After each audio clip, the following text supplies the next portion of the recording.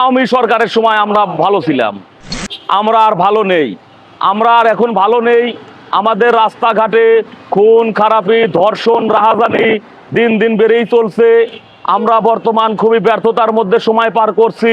আমার ধারণা মনে হয় আগেই ভালো ছিলাম, এইরকম ধারণাই আমাদের হয়।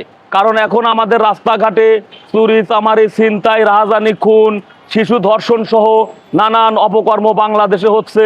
তাই আমি সকলের দৃষ্টি আকর্ষণ করছি, বিশেষ করে প্রশাসনের দৃষ্টি আকর্ষণ করছি, আপনারা একটু সচেতনভাবে আগের মতন দায়িত্ব পালন করেন এবং খুন, ধর্ষণ, রাহাজানি, ছিনতাই এবং ভালো একটি বাংলাদেশ গড়ার মতন আপনারা সুযোগ করে দিন।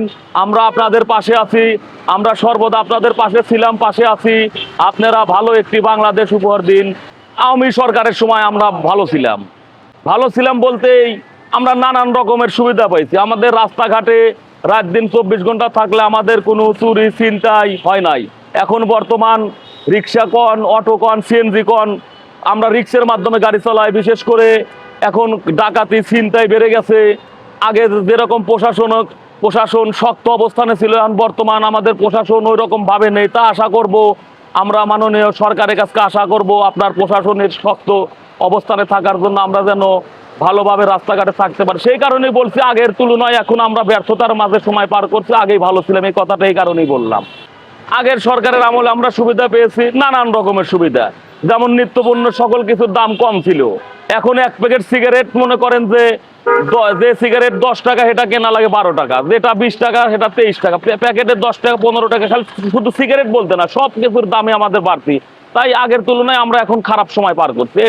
বাংলাদেশের জনগণ যদি তাকে যেমন এ দেশ থেকে তাড়াতে বাধ্য করেছে, যদি এই দেশের জনগণ যদি আবার আগের সরকারকে ভালো মনে করে, আগের সরকারের উন্নয়ন যদি তাদের ভালো লাগে, অবশ্যই এ দেশের জনগণ আবার তাকে ফিরিয়ে নিয়ে আসবে এবং এই দেশের সরকারকে আবার পুনরায় আবার প্রধানমন্ত্রী করবে, এটাই আমার ধারণা। কারণ দেশে যেরকম সে উন্নয়ন করেছে, দেশে ভালো কাজ করেছে, ভুলভ্রান্তি মানুষের থাকেই, সেই হিসাবে আর একটিবার তাকে সুযোগ দেওয়া উচিত। ভুল তো মানুষেরই হয়। আগে সরকার যেমন ঢাকার দিকে তাকান, ঢাকা নাই, ঢাকা এখন চেনা খুব কঠিন। ঢাকা যে পরিমাণ উন্নয়ন করেছে, গ্রামগঞ্জে প্রত্যেকটি রাস্তাঘাট পাকা করেছে, প্রত্যেকটি ঘরে ঘরে বিদ্যুৎ দিয়েছে। আপনার বয়স্ক ভাতা বলেন, বিধবা ভাতা বলেন, প্রতিবন্ধী ভাতা বলেন, যতগুলো ভাতা আছে আমরা তখনকার সরকারের কাছ থেকে পেয়েছি। এটা শেখ হাসিনা সরকারের একটা আলাদা অবদান ছিল। দেখেন, আসলে একটা সংসার, যেমন আমার সংসার, আমি সবসময় চাইবো যে আমার সংসারটা ভালো চলুক, ভালো রাখার চেষ্টা করবো। কিন্তু আমার সংসারের কোনো সদস্য যদি আমার সংসারের ক্ষতি করে, সেক্ষেত্রে কিছু করার থাকে না। এই দেশের সরকার যে সরকারই হোক, তারেক রহমান হোক আর শেখ হাসিনা হোক আর যেই থাকুক, আপনার সরকার চাইবো তার দেশ ভালো চলুক, ভালোভাবে থাকুক। কিন্তু কিছু কিছু এমপি মন্ত্রী বা কিছু দলের নেতা কর্মীরা এ পরিমাণ বেড়ে যাওয়ার কারণে মনে করেন সরকারের দুর্নাম হয়, আর তখন এই দেশের জনগণ সরকারকে ক্ষমতায় থেকে নামাতে বাধ্য করে। ঠিক শেখ হাসিনার বেলায় তাই হয়েছে। শেখ হাসিনা দেশে যথেষ্ট পরিমাণ কাজ করেছে, কিন্তু তার নেতা কর্মীরা এই পরিমাণ বেড়ে গিয়েছিল।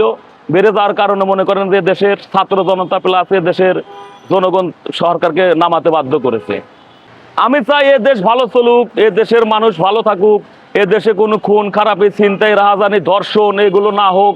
সরকার যাই হোক, যে দেশের সরকার, তারেক রহমান যদি সরকার ভালোভাবে দেশ চালায়, আমরা তার পক্ষে থাকবো। আমি চাই মাননীয় প্রধানমন্ত্রী আপনি এই বিষয়ের উপর একটু পদক্ষেপ নেন, যেন এই দেশে খুন খারাপি, ছিনতাই, রাহাজানি, ধর্ষণ এগুলো না হয়।